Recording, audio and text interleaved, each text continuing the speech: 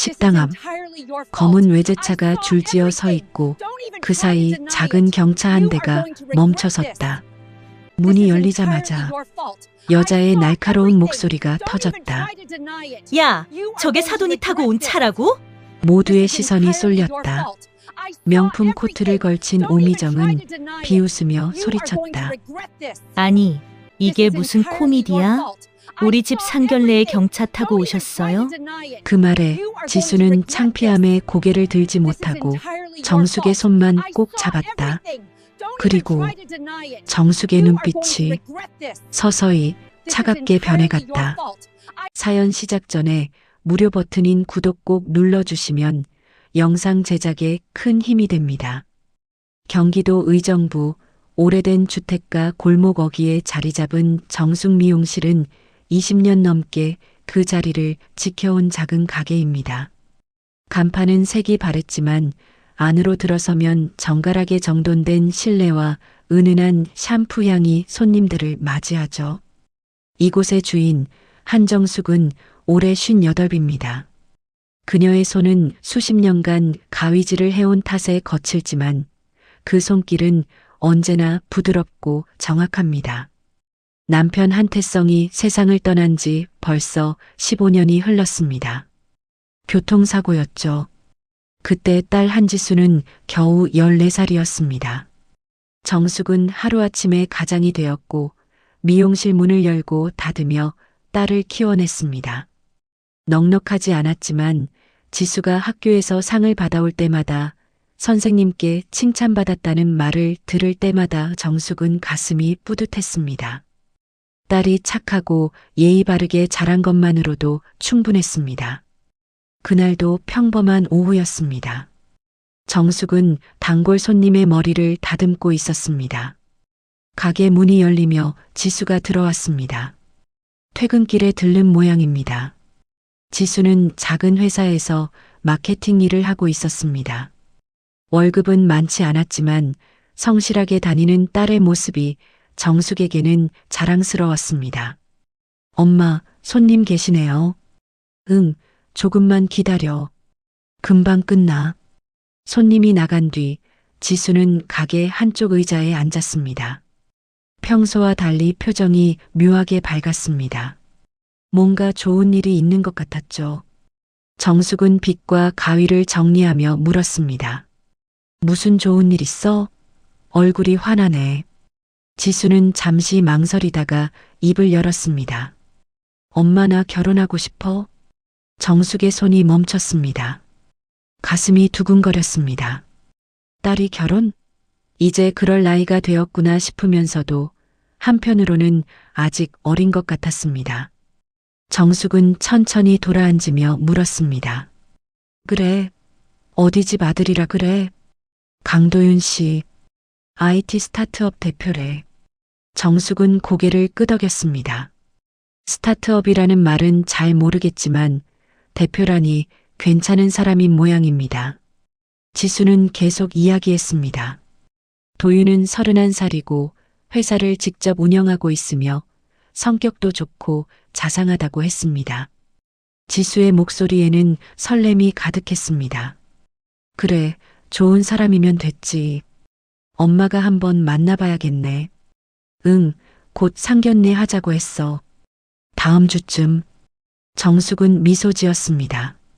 딸이 행복하다면 그것으로 충분했습니다. 하지만 그 미소 뒤로 알 수 없는 불안감이 스쳤습니다. 왜일까요? 딸이 좋은 사람을 만나 결혼한다는데 왜 마음 한켠이 무겁게 느껴지는 걸까요? 정숙은 그 감정을 애써 무시하려 했습니다.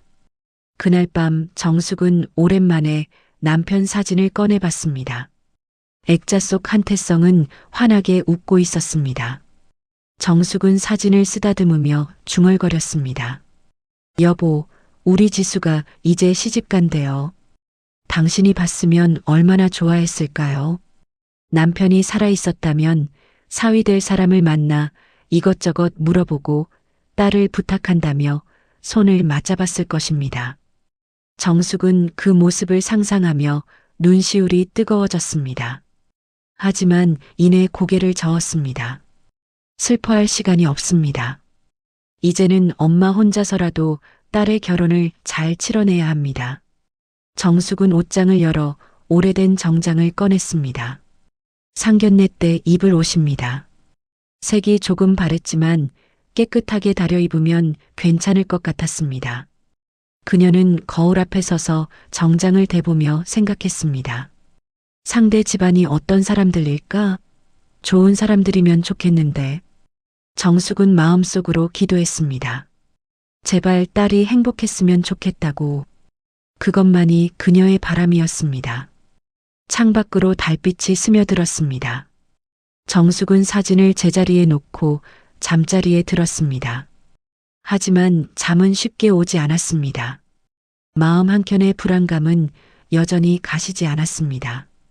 그녀는 천장을 바라보며 생각했습니다. 이 불안은 대체 뭘까요? 그저 딸을 떠나보내는 엄마의 걱정일 뿐일까요? 아니면 다른 무언가일까요? 정숙은 알 수 없었습니다. 다만 가슴 깊은 곳에서 무언가가 속삭이는 것 같았습니다. 조심하라고, 준비하라고. 상견례 날이 다가왔습니다. 정숙은 며칠 전부터 준비를 시작했습니다. 오래된 정장을 세탁소에 맡겨 깨끗하게 다렸고 구두도 새로 닦았습니다. 거울 앞에서 몇 번이나 옷을 입어보며 괜찮은지 확인했습니다. 화장도 평소보다 신경 써서 했습니다. 첫인상이 중요하니까요.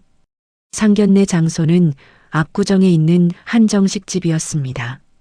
도윤의 부모님이 정한 곳이라고 했습니다. 정숙은 그 이름을 들었을 때 조금 당황했습니다.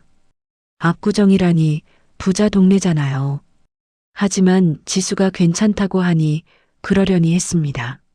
상견례 당일 아침 정숙은 일찍 일어나 준비를 마쳤습니다. 지수도 새벽부터 일어나 옷을 골랐습니다. 모녀는 함께 집을 나섰습니다. 정숙은 자신의 경차 모닝을 몰고 압구정으로 향했습니다. 이 차는 10년도 넘은 낡은 차였지만 정숙에게는 소중한 친구 같은 존재였습니다. 남편이 세상을 떠난 뒤 처음 산 차였거든요. 내비게이션을 따라 1시간 정도 달렸습니다. 의정부에서 압구정까지는 제법 먼 거리였습니다. 차 안에서 지수는 계속 손을 만지작거렸습니다. 긴장하는 게 눈에 보였죠. 정숙은 딸의 손을 잡으며 말했습니다. 긴장하지 마. 엄마가 있잖아. 응, 엄마. 근데 도윤이네 부모님이 좀 까다로우시대. 그래. 뭐, 부모 마음은 다 똑같아. 자식 잘 되길 바라는 거지. 정숙은 그렇게 말했지만 속으로는 조금 걱정이 됐습니다. 까다롭다는 게 어느 정도일까요? 하지만 겉으로는 태연한 척했습니다. 딸을 더 불안하게 만들고 싶지 않았으니까요. 드디어 한정식집 주차장에 도착했습니다. 주차장에는 고급 차들이 즐비했습니다. 벤츠, BMW, 아우디, 정숙의 모닝은 그 사이에서 초라해 보였습니다. 정숙은 괜히 움츠러드는 마음이 들었습니다. 하지만 곧 고개를 들었습니다. 차가 사람을 평가하는 건 아니잖아요. 정숙과 지수가 차에서 내리는 순간이었습니다. 옆에 서 있던 남자의 비웃음이 들렸습니다. 여보, 저 차 봐. 저게 사돈 되는 차야? 정숙은 고개를 돌렸습니다. 중년 남자가 명품 브랜드 옷을 입고 서 있었습니다. 그 옆에는 여자가 있었습니다. 명품 가방을 들고 명품 코트를 걸친 여자였습니다. 손에는 반짝이는 다이아몬드 반지가 끼워져 있었습니다. 정숙은 직감적으로 알았습니다. 저 사람들이 도윤의 부모님이구나. 여자 오미정은 정숙을 위아래로 훑어봤습니다. 그 시선에는 명백한 무시가 담겨 있었습니다. 미정은 남편에게 속삭였지만 정숙에게도 들리는 목소리였습니다. 저게 사돈 될 사람이라고? 차부터 저 모양이네. 정숙의 얼굴이 붉어졌습니다. 지수는 창백해졌습니다. 하지만 정숙은 애써 미소를 지으며 다가갔습니다. 안녕하세요. 지수 어머니 한정숙입니다. 미정은 정숙의 손을 쳐다보지도 않았습니다. 그냥 고개만 까닥했을 뿐이죠. 인사조차 제대로 받지 않는 태도였습니다. 정숙은 당황했지만 참았습니다. 첫 만남이니까 긴장해서 그런 거겠지 하고 생각하려 했습니다. 식당 안으로 들어갔습니다. 예약된 방은 2층에 있는 특실이었습니다. 문을 열자 화려한 한정식 상차림이 눈에 들어왔습니다. 테이블 위에는 각종 나물과 전, 생선구이, 갈비찜이 정갈하게 놓여 있었습니다. 정숙은 속으로 감탄했습니다. 이런 곳에서 밥을 먹어본 적이 없었거든요. 도윤이 일어나 인사했습니다. 안녕하세요, 어머님. 강도윤입니다. 그래요, 만나서 반가워요. 도윤은 예의 바른 청년이었습니다. 얼굴도 준수하고 말투도 공손했습니다. 정숙은 마음이 조금 놓였습니다. 도윤은 괜찮은 사람 같았으니까요. 하지만 문제는 도윤의 어머니였습니다. 자리에 앉자마자 미정이 입을 열었습니다. 요즘 경차 타는 사람이 실제로 있는 줄은 몰랐네요. 아니, 차라리 택시 타고 오시지 그랬어요? 정숙의 귀가 빨개졌습니다. 지수는 고개를 숙였습니다. 도윤은 당황한 표정으로 어머니를 말렸습니다. 엄마, 그런 말씀은 왜? 사실을 말하는 건데. 요즘 누가 경차를 타고 다녀? 그것도 10년도 넘은 차를. 미정은 계속 말을 이었습니다. 정숙은 참으려고 했습니다. 웃으며 넘기려 했습니다. 하지만 미정의 말은 점점 더 심해졌습니다. 저희 아들은 재벌가 사람들과 어울렸어요. 수준이라는 게 있잖아요. 지수 양은 우리 집에 맞기엔 많이 부족하네요. 지수의 얼굴이 하얗게 질렸습니다. 눈에 눈물이 고였습니다. 정숙은 주먹을 쥐었습니다. 딸을 모욕당하는 걸 보는 게 이렇게 괴로운 일인지 몰랐습니다. 하지만 참았습니다. 여기서 화를 내면 딸만 곤란해질 거니까요. 음식이 나왔습니다. 하지만 미정의 태도는 변하지 않았습니다. 오히려 더 심해졌습니다. 정숙이 숟가락을 들자 미정이 말했습니다. 사돈될 분은 숟가락 잡는 것도 서민스럽네요. 정숙은 숟가락을 내려놨습니다. 더 이상 참을 수가 없었습니다.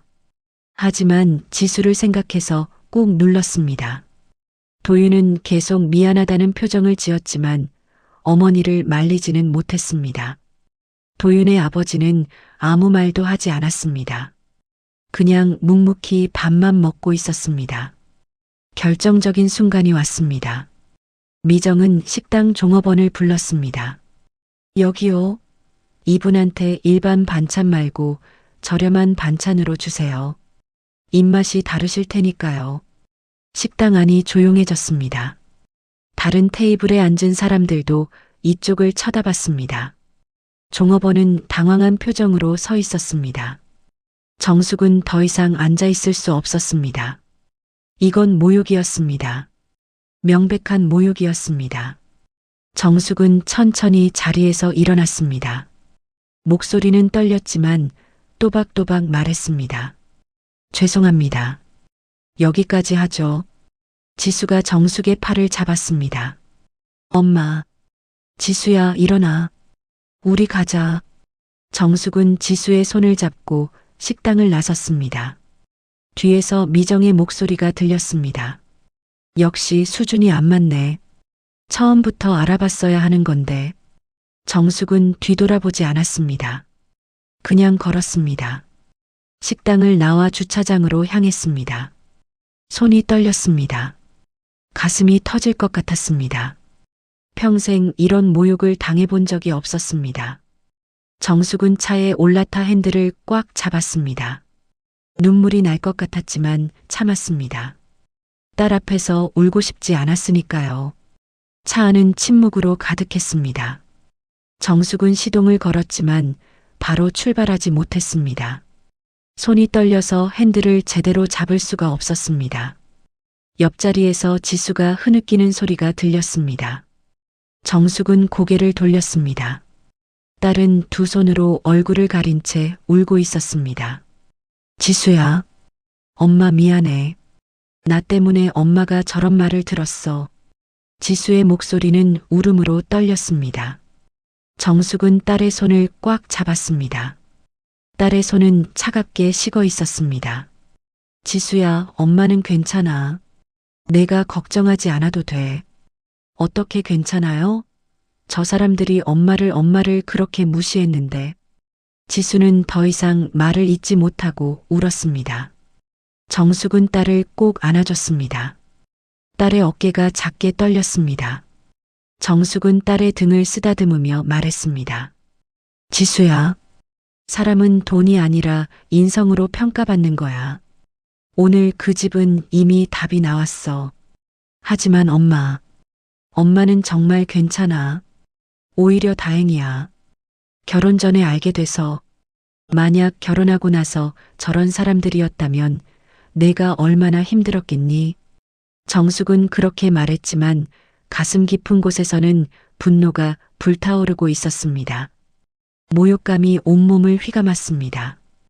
평생 성실하게 살아온 자신을 경찰을 탄다는 이유로, 넉넉하지 못하다는 이유로 저렇게 무시하다니. 정숙은 이를 악물었습니다. 집으로 돌아가는 길, 정숙은 계속 생각했습니다. 저 사람들은 대체 무슨 권리로 남을 저렇게 깔봤을까요? 돈이 있으면 다인가요? 명품을 걸치면 품위가 생기는 건가요? 정숙은 고개를 저었습니다. 진짜 품위는 그런 게 아닌데.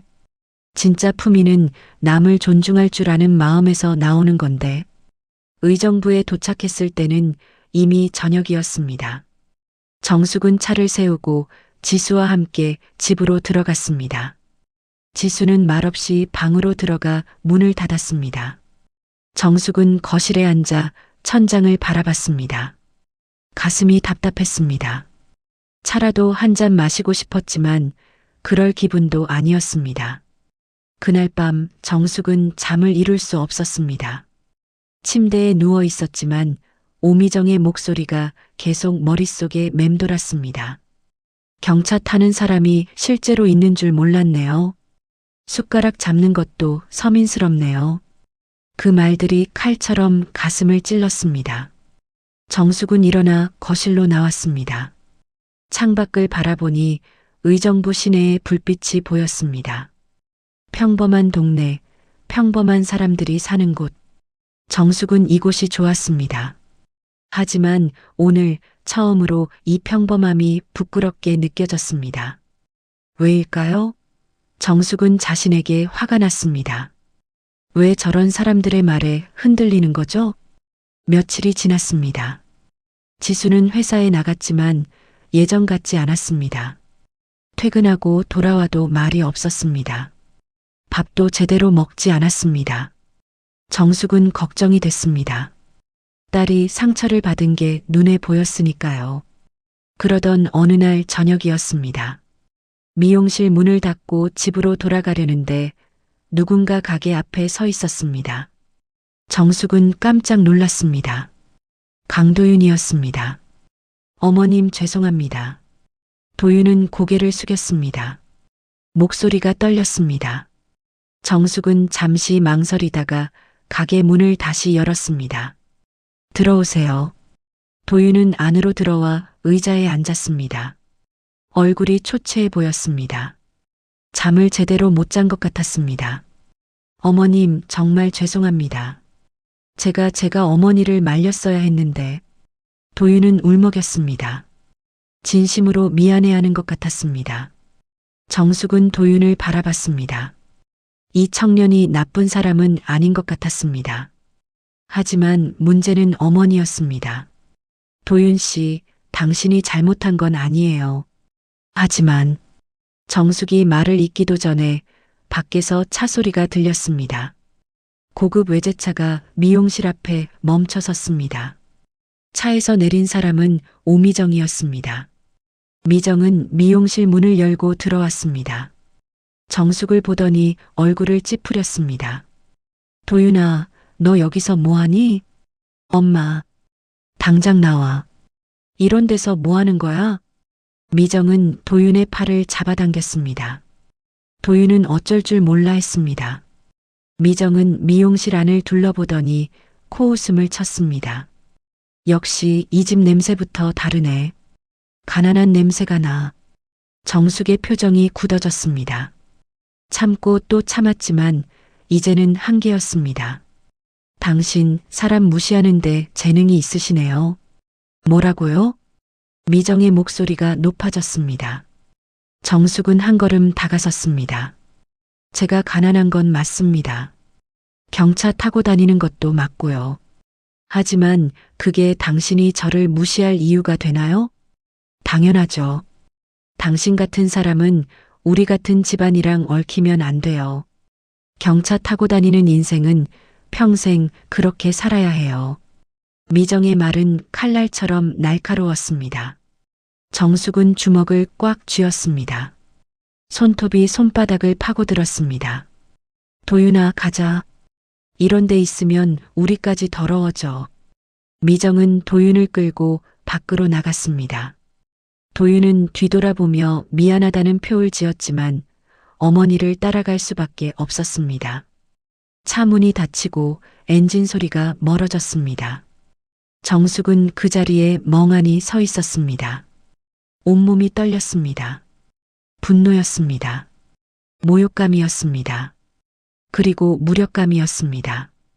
정숙은 가게 의자에 주저앉았습니다. 눈물이 흘렀습니다. 참고 참았던 눈물이 터져나왔습니다. 얼마나 울었을까요?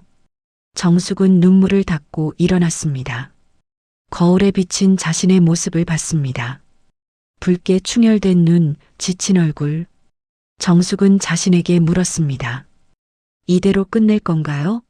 이대로 당하고만 있을 건가요? 아니요. 정숙은 고개를 저었습니다. 이대로는 안 됩니다. 딸을 위해서라도, 자신을 위해서라도 이대로 끝낼 수 없었습니다. 정숙은 결심했습니다. 이제는 보여줄 때가 됐다고, 숨겨왔던 진실을 드러낼 때가 됐다고. 그날 밤 정숙은 집 안 깊숙한 곳에 있는 금고를 열었습니다. 이 금고는 남편이 세상을 떠난 뒤 단 한 번도 열지 않았던 것입니다. 열쇠를 꺼내 자물쇠를 돌리자 오래된 금속 냄새가 났습니다. 금고 안에는 두꺼운 서류 봉투들이 가지런히 정리되어 있었습니다. 정숙은 봉투를 하나씩 꺼냈습니다. 첫 번째 봉투에는 부동산 등기부등본이 들어 있었습니다. 서울 강남구 청담동 상가 건물, 지상 5층 규모. 시가로 따지면 200억 원이 넘는 가치였습니다. 두 번째 봉투에는 주식 증권이 있었습니다. 남편이었던 한태성이 설립한 한태성건설의 지분 30%. 회사는 남편이 세상을 떠난 뒤 동업자들이 운영하고 있었지만 지분은 여전히 정숙의 몫이었습니다. 정숙은 서류들을 펼쳐놓고 하나하나 확인했습니다. 은행 통장, 예금 증서, 채권. 모두 합치면 300억 원이 넘는 재산이었습니다. 남편이 평생 모은 돈이었습니다. 그리고 정숙이 15년 동안 한 번도 손대지 않았던 돈이었습니다. 왜 손대지 않았을까요? 정숙은 스스로에게 물었습니다. 그건 남편과의 약속 때문이었습니다. 한태성은 살아생전 정숙에게 말했습니다. 여보, 이 돈은 우리 지수 결혼할 때 쓰세요. 그 전까지는 손대지 말고요. 정숙은 그 약속을 지켰습니다. 15년 동안 단 한 푼도 쓰지 않았습니다. 하지만 그 과정이 쉽지는 않았습니다. 지수가 대학교 다닐 때 등록금이 부족해 밤을 새워 고민한 적도 있었습니다. 미용실 수입만으로는 부족했거든요. 그때도 정숙은 금고를 열지 않았습니다. 대신 새벽부터 밤늦게까지 일했습니다. 주말에도 쉬지 않고 손님을 받았습니다. 그렇게 지수를 졸업시켰습니다. 왜 그렇게까지 했을까요? 정숙은 생각했습니다. 그건 지수에게 의지하지 않고 살고 싶었기 때문입니다. 딸이 엄마 때문에 부담을 느끼는 걸 원하지 않았습니다. 그리고 정숙 자신도 스스로의 힘으로 살아가고 싶었습니다. 남편의 유산에 기대지 않고 자신의 두 손으로 벌어서 살고 싶었습니다. 그래서 정숙은 조용히 살았습니다. 경찰을 몰고 다녔고 낡은 옷을 입었고 작은 미용실을 운영했습니다. 사람들은 정숙을 평범한 미용사로만 알았습니다. 넉넉하지 못한 홀어머니로만 생각했습니다. 정숙도 그게 편했습니다. 남편이 건설회사 대표였다는 사실을, 막대한 재산을 물려받았다는 사실을 아무에게도 말하지 않았습니다. 하지만 이제는 달랐습니다. 정숙은 서류들을 다시 봉투에 넣으며 생각했습니다. 오미정은 정숙을 경차 타는 가난한 여자로 무시했습니다. 품이 없는 서민으로 깔봤습니다. 그렇다면 이제는 보여줄 때가 됐습니다. 진짜 품위가 무엇인지, 진짜 격이 무엇인지. 정숙은 휴대폰을 꺼내 전화를 걸었습니다. 상대는 이종철 변호사였습니다. 남편이 살아있을 때부터 가족을 돌봐준 변호사였습니다. 남편이 세상을 떠난 뒤에도 정숙의 재산을 관리해주고 있었습니다. 변호사님, 저 한정숙입니다. 아, 사모님. 오랜만입니다. 무슨 일이십니까? 제가 그동안 손대지 않았던 재산, 이제 쓰려고 합니다. 전화 너머로 잠시 침묵이 흘렀습니다. 이종철 변호사는 놀란 목소리로 물었습니다. 사모님, 무슨 일이 있으십니까? 딸 일 때문입니다. 자세한 건 만나서 말씀드리겠습니다. 알겠습니다. 내일 오전에 사무실로 오시겠습니까? 네, 그러겠습니다. 전화를 끊고 정숙은 깊게 숨을 들이쉬었습니다. 이제 시작입니다. 정숙은 방으로 가서 옷장을 열었습니다. 맨 안쪽에 보관해둔 옷들이 있었습니다. 남편이 살아있을 때 입던 고급 정장과 드레스였습니다. 15년 동안 한 번도 꺼내 입지 않았던 옷들이었습니다. 정숙은 검은색 정장을 꺼냈습니다. 먼지를 털고 걸어보니 여전히 몸에 맞았습니다. 거울을 보니 낯선 사람이 서 있었습니다. 평소에 소박한 미용사 한정숙이 아니었습니다. 당당하고 우아한 여성이 거기 있었습니다. 정숙은 지수 방문을 두드렸습니다. 지수야, 엄마 들어가도 돼? 응, 들어와요. 지수는 침대에 누워 천장을 바라보고 있었습니다. 정숙은 침대 옆에 앉았습니다. 지수야, 엄마가 너한테 말 안 한 게 있어. 지수가 고개를 돌렸습니다. 뭔데요? 사실은 우리가 가난하지 않아. 지수는 눈을 깜빡였습니다. 무슨 말인지 이해가 안 되는 표정이었습니다. 정숙은 천천히 설명했습니다. 아버지가 건설회사 대표였던 것, 막대한 재산을 남긴 것, 하지만 정숙이 그 돈을 쓰지 않고 살아온 것. 왜요? 왜 그런 말씀을 안 하셨어요? 너한테 부담 주고 싶지 않았어. 그리고 엄마도 내 힘으로 살고 싶었고. 지수의 눈에 눈물이 고였습니다. 엄마, 그럼 엄마가 그렇게 힘들게 일한 건 괜찮아. 엄마는 행복했어. 너를 키우는 게 행복했으니까. 정숙은 딸을 안아줬습니다. 지수는 정숙의 품에서 울었습니다. 한참을 그렇게 있다가 정숙이 말했습니다. 지수야, 이제는 보여줄 거야. 우리를 무시한 사람들에게 진짜 품위가 뭔지. 지수는 고개를 끄덕였습니다. 눈에는 결연한 빛이 서려 있었습니다. 정숙은 딸의 손을 꽉 잡았습니다. 이제부터가 시작입니다. 다음 날 아침 정숙은 일찍 일어나 준비를 했습니다. 어젯밤 꺼내둔 검은색 정장을 입고 오래전 남편이 선물한 진주 목걸이를 목에 걸었습니다. 거울을 보니 15년 전의 자신이 되살아나는 것 같았습니다. 그때의 정숙은 건설회사 대표의 아내였습니다. 각종 모임에 참석하고 사람들과 어울리던 사람이었습니다. 지수가 방에서 나왔습니다. 정숙의 모습을 보고 깜짝 놀랐습니다. 엄마 완전 달라 보여요. 그래. 오늘 변호사님 만나러 가는 거야. 저도 같이 가도 돼요? 아니, 넌 회사 가. 엄마 혼자 해결할게. 정숙은 지수를 안심시키듯 어깨를 토닥였습니다. 그리고 집을 나섰습니다. 이번에는 경차 모닝을 타지 않았습니다. 대신 택시를 불렀습니다. 강남에 있는 이종철 변호사 사무실로 가야 했으니까요. 택시 안에서 정숙은 창밖을 바라봤습니다.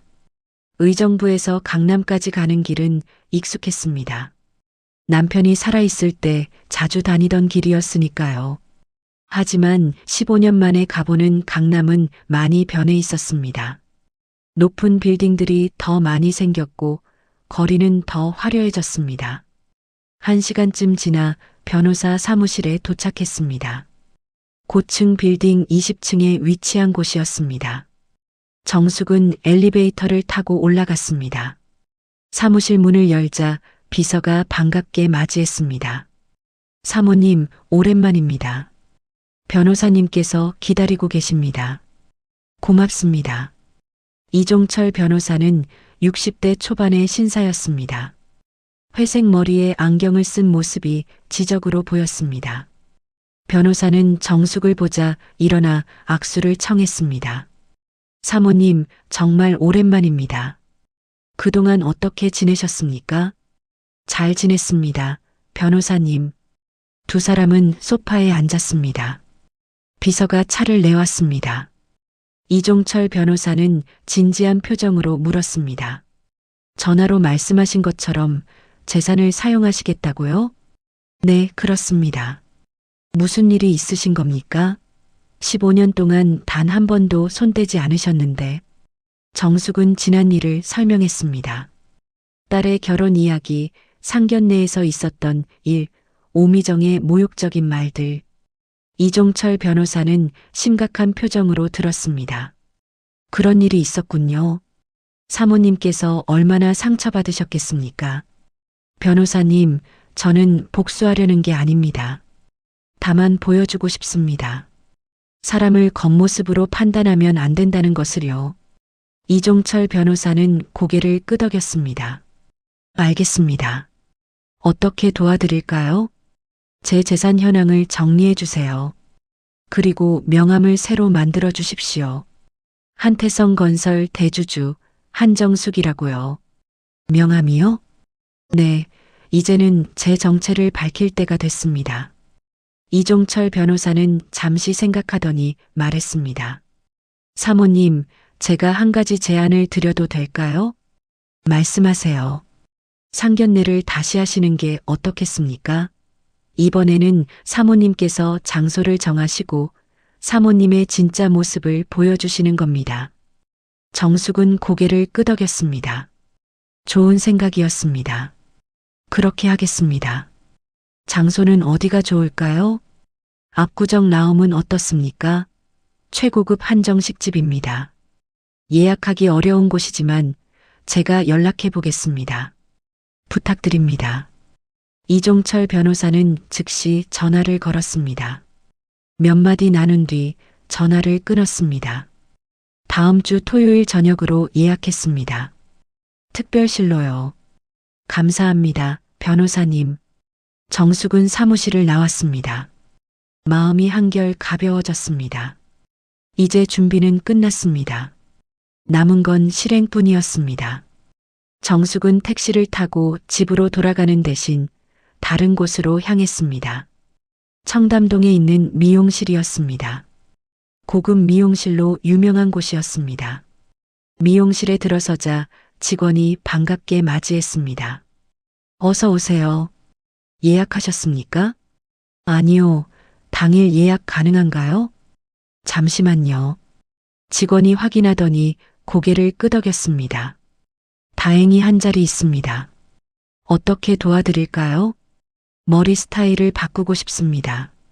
그리고 메이크업도요. 알겠습니다. 이쪽으로 오세요. 정숙은 의자에 앉았습니다. 거울 속 자신을 바라봤습니다. 지난 15년 동안 정숙은 자신을 꾸미는데 신경 쓰지 않았습니다. 손님들의 머리는 예쁘게 해줬지만 자신의 머리는 그저 단정하게만 묶었습니다. 하지만 이제는 달라야 했습니다. 2시간 뒤 정숙은 완전히 변한 모습으로 미용실을 나왔습니다. 머리는 우아하게 웨이브를 넣었고 화장은 세련되게 했습니다. 거울을 볼 때마다 낯설었지만 동시에 자신감이 생겼습니다. 정숙은 백화점으로 갔습니다. 명품 매장에 들어가 옷을 골랐습니다. 검은색 원피스, 베이지색 코트, 가죽 가방. 점원은 정숙을 보고 공손하게 응대했습니다. 정숙의 분위기가 예사롭지 않았으니까요. 쇼핑을 마치고 집으로 돌아왔을 때는 저녁이었습니다. 지수가 현관에서 정숙을 보고 입을 다물지 못했습니다. 엄마 이게 누구세요?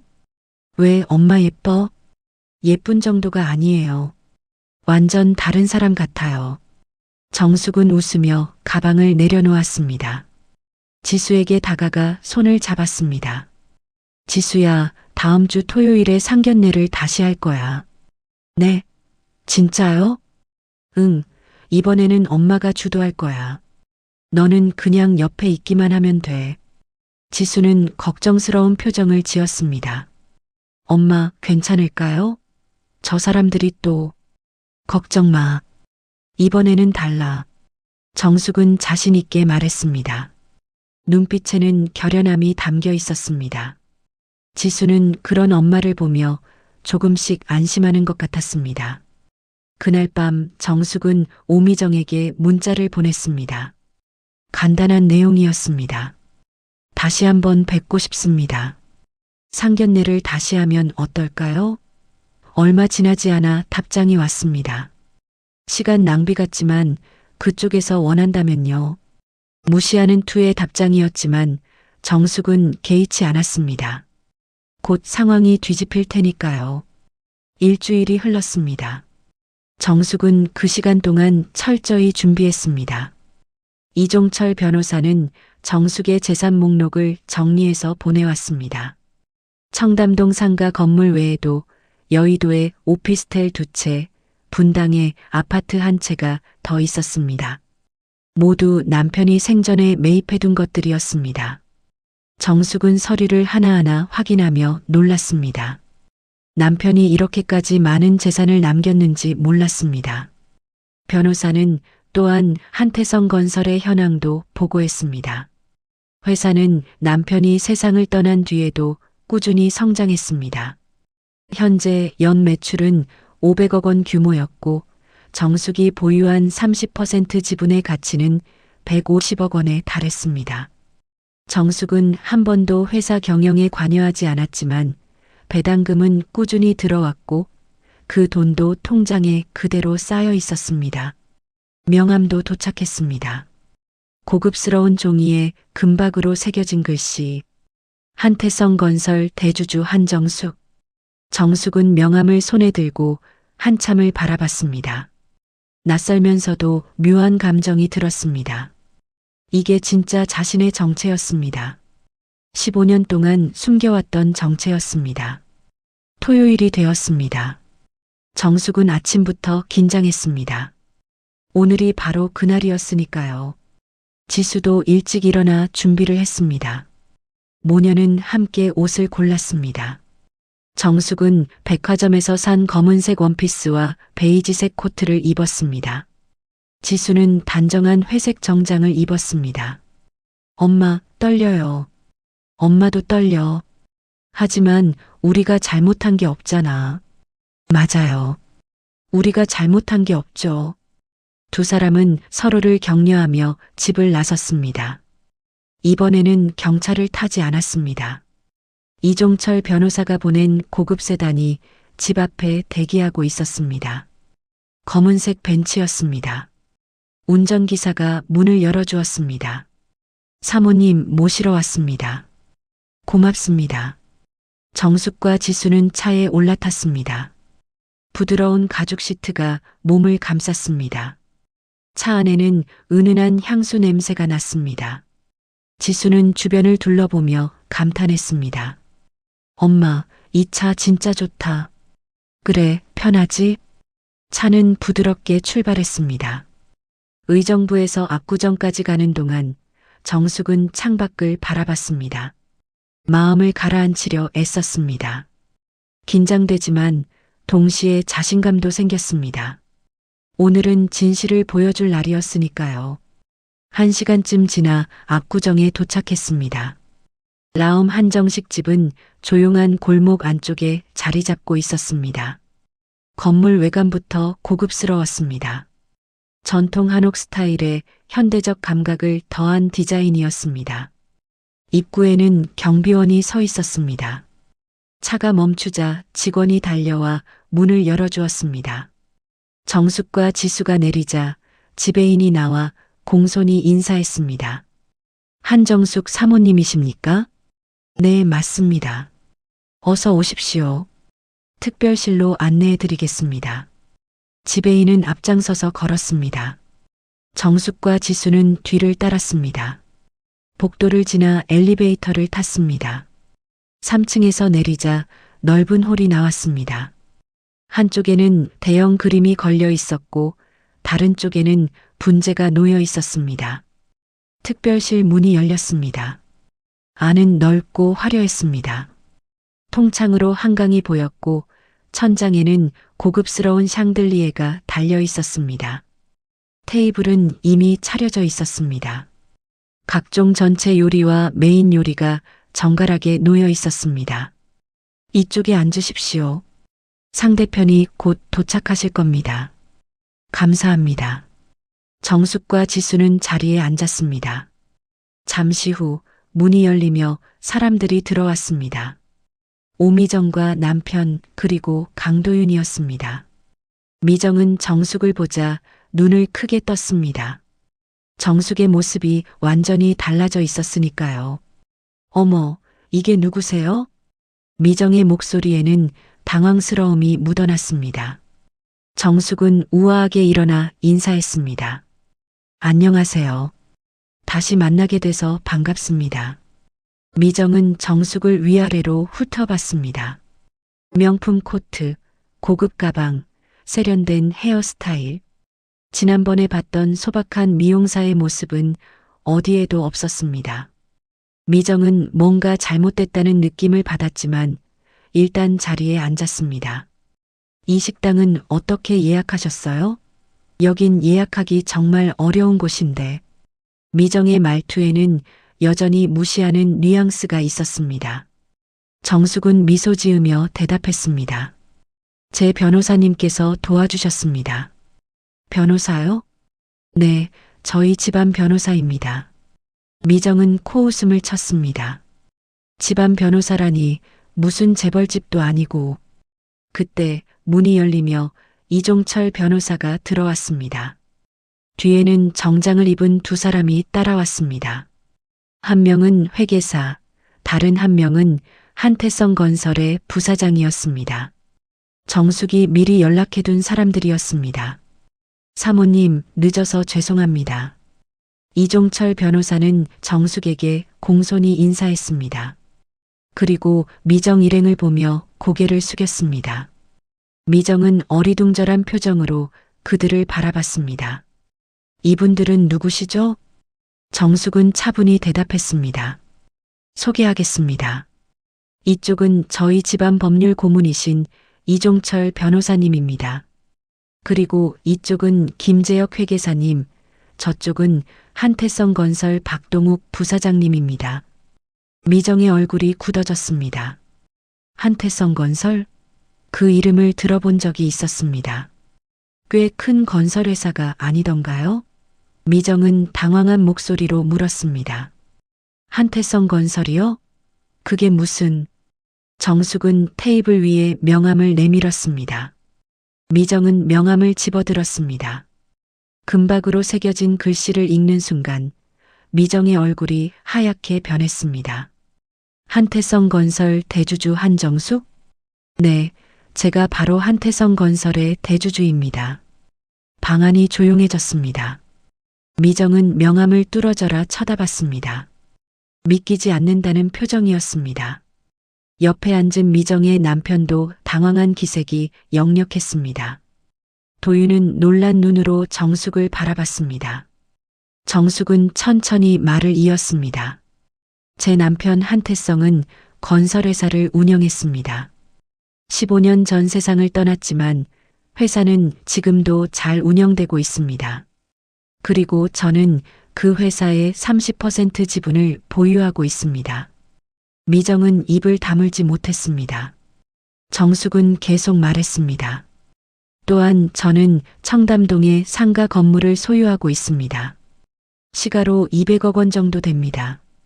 그 외에도 여의도 오피스텔, 분당 아파트 등을 소유하고 있습니다. 미정의 손이 떨렸습니다. 명함이 바닥에 떨어졌습니다. 정숙은 명함을 주워 다시 미정에게 건넸습니다. 지난번 상견례에서 제 경차를 보고 비웃으셨죠. 저를 가난한 서민이라고 무시하셨습니다. 미정은 아무 말도 하지 못했습니다. 정숙의 목소리는 차분했지만 단호했습니다. 사람을 겉모습으로 판단하시면 안 됩니다. 저는 일부러 조용히 살았을 뿐입니다. 미정은 여전히 말을 잇지 못했습니다. 얼굴은 창백했고 손은 계속 떨렸습니다. 옆에 앉은 남편도 마찬가지였습니다. 두 사람은 서로를 쳐다보며 당황스러워했습니다. 도윤은 정숙을 바라보며 입을 열었습니다. 어머님 정말 몰랐습니다. 이렇게 큰 분이신 줄은. 정숙은 부드럽게 고개를 끄덕였습니다. 도윤 씨가 모르는 게 당연합니다. 저는 제 정체를 숨기고 살았으니까요. 이종철 변호사가 서류 가방에서 몇 장의 문서를 꺼냈습니다. 테이블 위에 펼쳐놓았습니다. 부동산 등기부등본, 주식증권, 은행잔고, 증명서였습니다. 미정은 그 서류들을 보며 점점 더 창백해졌습니다. 이것이 사모님의 재산 목록입니다. 청담동 상가 건물, 여의도 오피스텔 2채, 분당 아파트, 그리고 한태성 건설 지분 30%, 총 자산 가치는 약 350억 원입니다. 변호사의 말이 끝나자 방안은 다시 침묵에 잠겼습니다. 미정의 남편이 조심스럽게 입을 열었습니다. 그런데 왜 이렇게 조용히 사셨습니까? 이 정도 재산이면. 정숙은 잠시 생각하다가 대답했습니다. 남편이 세상을 떠났을 때 저는 딸에게 부담을 주고 싶지 않았습니다. 돈이 있다고 해서 편하게 살기보다는 제 힘으로 살고 싶었습니다. 그래서 미용실을 운영했고 경차를 몰고 다녔습니다. 지수가 정숙의 손을 잡았습니다. 정숙은 딸을 보며 미소 지었습니다. 그리고 다시 미정을 바라봤습니다. 하지만 지난번 상견례에서 당신이 보여준 태도는 용납할 수 없었습니다. 당신은 저를 경차 탄다는 이유로 무시했습니다. 가난하다는 이유로 깔봤습니다. 심지어 식당 종업원에게 저렴한 반찬을 달라고 했죠. 미정은 고개를 숙였습니다. 얼굴이 빨개졌습니다. 부끄러움과 당황스러움이 뒤섞인 표정이었습니다. 그래서 오늘 이 자리를 마련했습니다. 당신에게 보여주고 싶었습니다. 진짜 품위가 무엇인지, 진짜 격이 무엇인지요. 정숙의 목소리는 단호했습니다. 하지만 화를 내거나 소리를 지르지는 않았습니다. 차분하게, 그러나 분명하게 자신의 뜻을 전달했습니다. 품위는 명품 가방이나 고급 차에서 나오는 게 아닙니다. 다른 사람을 존중하고 배려하는 마음에서 나오는 겁니다. 미정은 점점 더 고개를 숙였습니다. 이제는 정숙의 눈을 쳐다보지도 못했습니다. 옆에 앉은 남편이 대신 입을 열었습니다. 정말 죄송합니다. 저희가 너무 경솔했습니다. 정숙은 고개를 끄덕였습니다. 사과를 받았지만 표정은 여전히 단호했습니다. 죄송하다는 말만으로는 부족합니다. 당신들이 저와 제 딸에게 한 행동은 명백한 모욕이었습니다. 박동욱 부사장이 한 발짝 앞으로 나섰습니다. 사모님, 제가 한 말씀 드려도 되겠습니까? 말씀하세요. 사모님께서는 지난 15년 동안 회사 경영에 전혀 관여하지 않으셨습니다. 하지만 주주총회 때마다 의결권을 행사하실 수 있는 분입니다.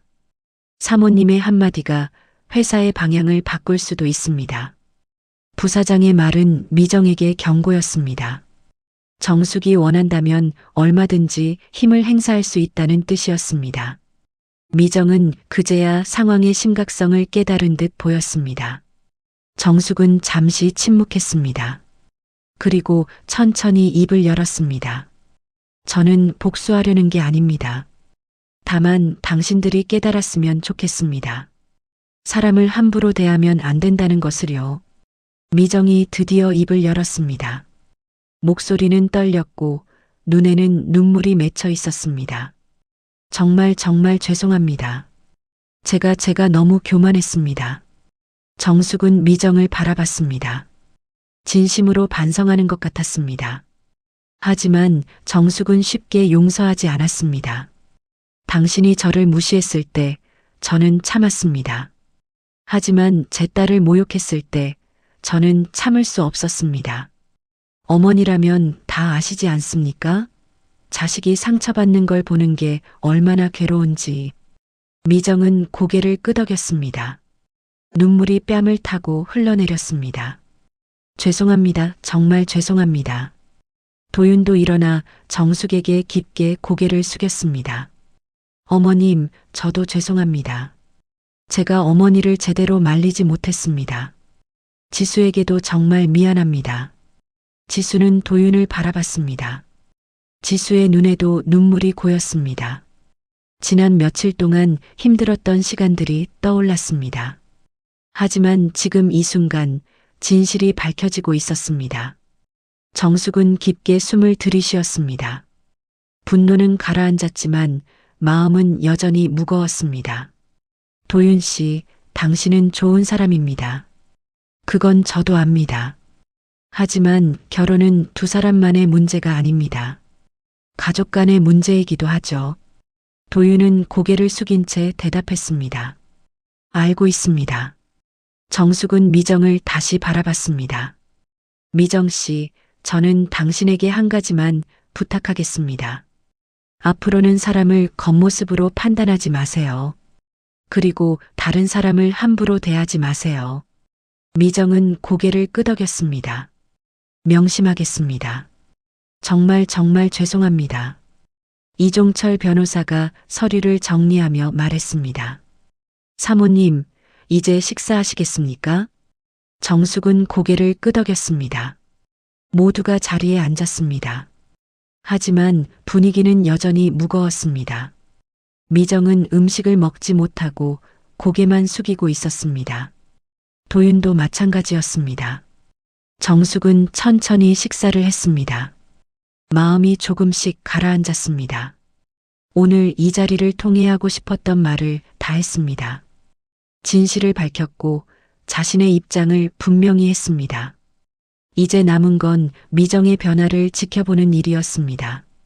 식사가 끝나갈 무렵 미정이 조심스럽게 입을 열었습니다. 사모님, 한 가지만 여쭤봐도 될까요? 말씀하세요. 왜 그렇게 오래 숨기고 사셨습니까?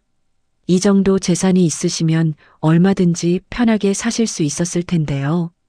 정숙은 잠시 생각했습니다. 그리고 대답했습니다.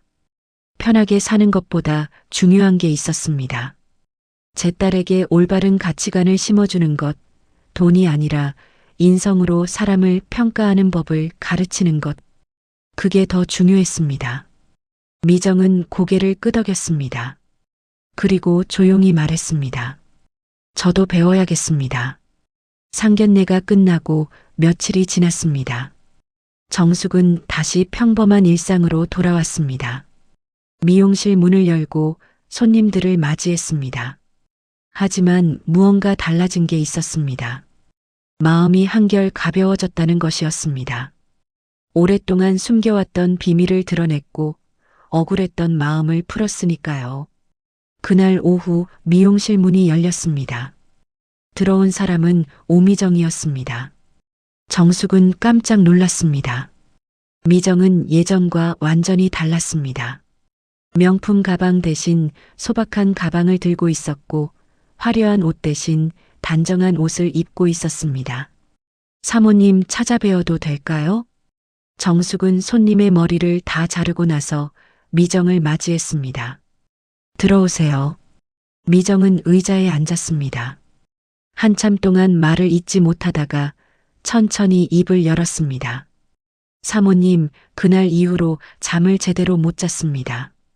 제가 얼마나 교만했는지, 얼마나 잘못 살아왔는지 계속 생각했습니다. 미정의 목소리가 떨렸습니다. 저는 돈이 전부인 줄 알았습니다. 명품을 걸치고 고급차를 타는 게 품이라고 생각했습니다. 하지만 사모님을 보고 깨달았습니다. 진짜 품위는 그런 게 아니라는 것을요. 미정의 눈에 눈물이 고였습니다. 저는 평생 남들을 무시하며 살았습니다.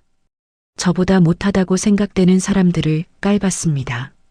하지만 그게 얼마나 잘못된 건지 그날 뼈저리게 느꼈습니다.